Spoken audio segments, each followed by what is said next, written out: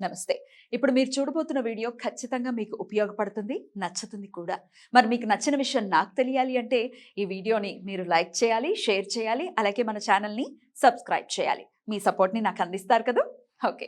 ఇప్పుడు వీడియోని స్టార్ట్ చేద్దాం. నమస్తే. Welcome to our channel. నేను పద్మిని. ప్రస్తుతం మనతో పాటు ప్రముఖ ఆధ్యాత్మికవేత్త, ఆస్ట్రాలజర్ అండ్ న్యూమరాలజిస్ట్ తనిష్క గారు ఉన్నారు. మాట్లాడదాం. తనిష్క గారు నమస్తే అండి. నమస్కారం. తనిష్క గారు, భూమి కొనాలి అని చాలా మంది అనుకుంటారు. అవును. మనకంటూ మన పేరు మీద ఒక భూమో ఒక ఇల్లు ఉండాలి అనేది అవును. అందరి కల కదా. కరెక్ట్.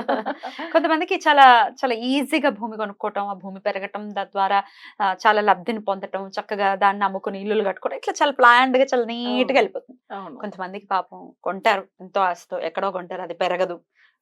ఇప్పుడు అంటే కబ్జాలు జరగట్లేదు కానీ ఇదివరకు కబ్జాలు బాగుండేవి అవును. కదా. అవును. కబ్జాలు అయిపోవటం, అసలు సరైన భూమి దొరకకపోవటం, అనుకున్నది ఒకటి అయినది ఒకటి అన్నట్టుగా అవును. తయారవటం పరిస్థితి.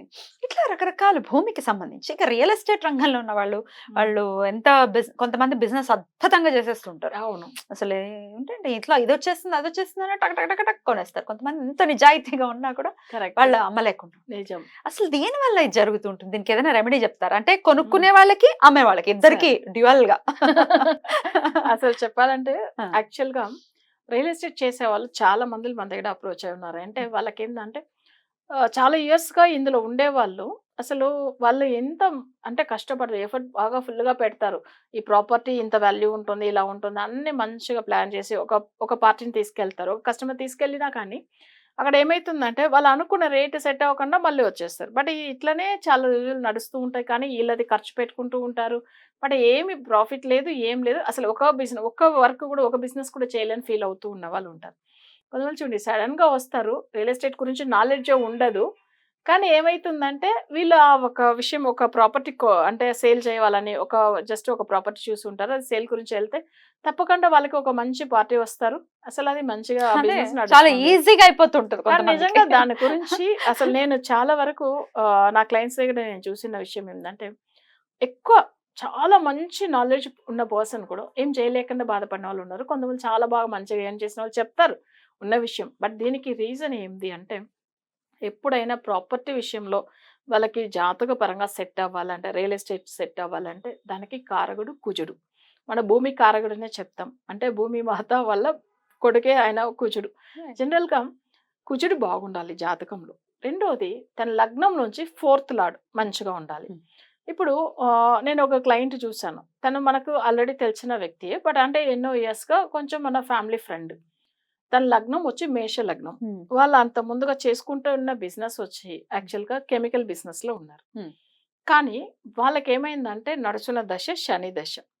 బట్ శని దశ మేష లగ్నానికి వాళ్ళకి 4th లార్డ్ చంద్రుడు యోగ కారకుడైతాడు. పర్టికులర్‌గా శని మహాదశలో. అప్పుడు ఏమైందంటే తను చేస్తున్న బిజినెస్, వాళ్ళ ఫ్యామిలీ బిజినెస్ ఎన్నో ఇయర్స్‌గా రన్ చేస్తున్నారు. బట్ అది నడుస్తుంది. కానీ ఇంకా వీళ్ళేందంటే ల్యాండ్ విషయంకి వచ్చారు. సో రియల్ ఎస్టేట్ దీంట్లో కన్‌స్ట్రక్షన్‌లో దిగారు, రియల్ ఎస్టేట్ చేశారు. ఇవాళ మంచి పొజిషన్‌లో ఉన్నారు. అసలు ఎన్నో క్రోర్స్ ఎర్న్ చేశారు. అసలు ఎందుకు అట్లా చెప్తున్నానంటే, వావ్. చూడండి శని దశ. బట్ అయితే యోగ కారకుడు ఎవరు? 4th లార్డ్ లగ్నానికి. అప్పుడు ఏమైతుందంటే ప్రాపర్టీ విషయంలో చాలా బాగా కలిసి వచ్చినాయి. ఆల్రెడీ వాళ్ళ ఫ్యామిలీగా చేస్తున్న బిజినెస్ ఓకే, అది మంచి పొజిషన్. బట్ లేదు నన్నలే. కానీ దానికంటే ఇది జస్ట్ వచ్చిన కొన్ని రోజుల్లోనే ఎర్న్ చేశారు చూడండి. అంటే మనం చూడాలంటే ఏంది తెలుసా, లగ్నానికి 4th లార్డ్ అంటే రియల్ ఎస్టేట్ సంబంధించింది. నెక్స్ట్ వీళ్ళకి వచ్చి కుజుడు జాతక పరంగా ఎలా బాగుండాలి. ఉన్నాడు? అంతే. ఈ రెండు అలా యోగం చూడండి ఎలా కలిసి వచ్చినాయి, ఆ దశా రీతిగా కూడా వాళ్ళకి కలిసి వచ్చినాయి. సో మనం అప్పుడు చేయవలసింది ఏంటంటే, వాళ్ళకి ఇప్పుడు చాలా మంది రెమెడీ ఫాలో అవ్వకపోయినా జాతకం బాగున్నప్పుడు మంచిగా కలిసి వచ్చేస్తుంది. అసలు అవసరమే లేదు, వాళ్ళకి పరిహారం ఏం చేసుకోవాల్సిన అవసరం లేదు. సో ఇప్పుడు ఎక్కువ మందులు, నేను చాలా కష్టపడుతున్నాను రియల్ ఎస్టేట్ లో, నేను 10 సంవత్సరాలుగా నా ఎక్స్పీరియన్స్ ఉంది. కానీ ఒట్టిగా అదే స్టేజ్ ఉన్నా, ఏం లేదు, అలానే ఉన్నాను. నా డబ్బులు తీసుకొచ్చి ఖర్చు పెట్టుకుంటూ తిరుగుతున్నాను కానీ ఏం రాలేదు అని చెప్పి అంటే చాలా మంది సఫర్ అవుతారు కదా. అయితే మనం చూస్తున్నాము. బట్ నేను ఒక మాట అంటాను, మీకు నేను కొన్ని రెమెడీస్ ఇస్తాను, కరెక్ట్ ఫాలో అవ్వండి, దాని తర్వాత మీరు చెప్పండి అని. బట్ మనం ఏంటంటే జాతకంలో వశీకరణం చేపిస్తాం. అలా చేస్తున్నప్పుడు వాళ్ళకి తప్పకుండా రిజల్ట్ పొందుతారు, మంచి లెవెల్కి వస్తారు. ఇప్పుడు మీరే ఇంత ముందు కూడా మన క్లయింట్స్ కూడా విన్నారు కదా. సో 100% రిజల్ట్ ఉంటుంది. గ్యారంటీ కరెక్ట్ ఫాలో కావాలి, వాళ్ళ జాతక చక్రం ఉండాలి అంతే. ఇది ఉంటే నేను కూడా మీకు గ్యారంటీ ఇవ్వగలుగుతాను. ఎందుకంటే నేను చెప్పిన విషయాలు వాళ్ళు కరెక్ట్ పూజలు ఫాలో అయ్యి నేను ఎన్ని రోజులు అంటే అన్ని రోజులు ఎట్లా టైమింగ్ ఇస్తామో అలానే చేసుకోవాలి. అలా చేసుకుంటే రిజల్ట్ కూడా వస్తుంది. వాళ్ళ పూజలు చేయించుకునే స్తోమత మాకు లేదండి అనే వాళ్ళ పరిస్థితి ఏంటి? అప్పుడు వాళ్ళు ఏం చేయాలంటే మామూలుగా కుజుడికి సంబంధించిన పూజలు నవగ్రహాల దగ్గర వెళ్ళి చేసుకోవచ్చు. కానీ వాళ్ళ జాతకంలో కుజుడు మాంది గ్రహంగా ఉంటే ఫలితం రాదు.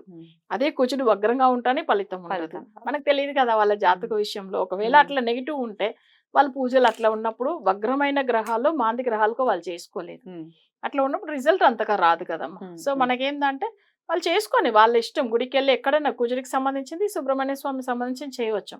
ఒకవేళ రిజల్ట్ రాకపోతే మళ్ళీ మేడం మీరే కదా కుజుడి దగ్గర వెళ్ళి చేయమన్నారు, రిజల్ట్ రాలేదు అట్లానంటే అది కరెక్ట్ కాదు కదా. సో అది వాళ్ళ ఇష్టం. అది క్లయింట్ గురించి నేను అలానే వాళ్ళ ఒపీనియన్. ఎప్పుడు కానీ మీరు మన దగ్గర పూజలు ఖచ్చితంగా చేయండి అని చెప్పారు కదా. నేను అస్సలే చెప్పను. మళ్ళీ కాల్ కూడా చేయం మేము. భగవంతుడు ఆ కర్మ ప్రకారం ఏ రోజు వాళ్ళకి తొలగిస్తాడో అప్పుడే వాళ్ళు చేయించుకుంటారు. నేను ఫస్ట్ డేనే అవే చెప్తాను. నేను అసలు ఎవరిక్కడో ఏ క్లయింట్ కైనా మీరు చేయించుకోండి అనే ఒక మాట కూడా అన్నాను. వాళ్ళు ఏమనుకుంటారంటే అమ్మో ఈ పూజలు ఎక్స్‌ప్లాయిట్ చేస్తారేమో అనే డౌట్ వచ్చేస్తుంది వాళ్ళకి అందరికి.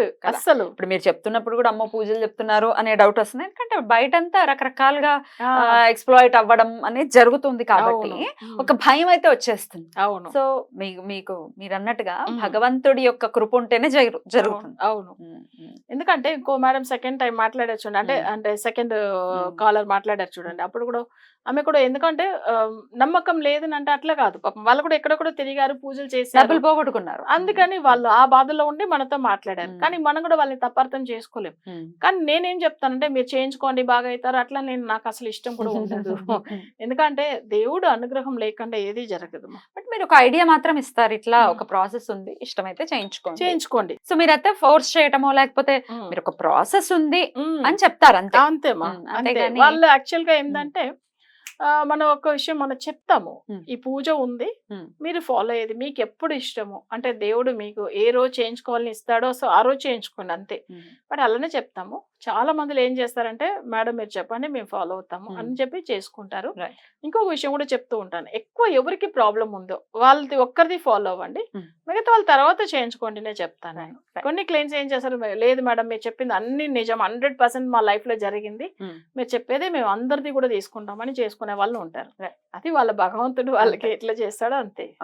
బ్యూటిఫుల్ అండి, చాలా చక్కగా వివరించారు. ఖచ్చితంగా భూమికి సంబంధించి రకరకాల ఇబ్బందులు ఫేస్ చేస్తాడు, కొనుక్కునే వాళ్ళు ఇటు అమ్మే వాళ్ళు కూడా ఇబ్బంది ఫేస్ చేస్తూ ఉంటారు. ఎండ్ ఆఫ్ ది డే కుజ భగవానుడి యొక్క అనుగ్రహం ఉంటే చాలా సాఫీగా ఇవన్నీ సాగుతాయి అని చెప్తున్నారు. రెమెడీస్ అయితే కస్టమైజ్డ్ గా వాళ్ళ జాతకాన్ని బట్టి ఇవ్వాలి అని చెప్తున్నారు. కరెక్ట్, వేగ్గా రెమెడీ చేయటం కాదు అని చెప్తున్నారు. ఎందుకంటే కొన్ని స్థలాలు కొంతమంది కలిసి రాదు. అది కూడా చూసుకొని చూడాలి. ఎంత అంటే అసలు స్థలం పవర్ ఏంది, అసలు అది ఏ డైరెక్షన్ లో ఉంది, కార్నర్ సౌత్ వెస్ట్ కార్నరా నార్త్ ఈస్ట్ కార్నర్ ఇవన్నీ చూస్తాం. ప్రతి విషయం చూసి చేపిస్తాం. బ్యూటిఫుల్. థ్యాంక్ యూ తనిష్క గారు. నమస్తే. నమస్తే మా.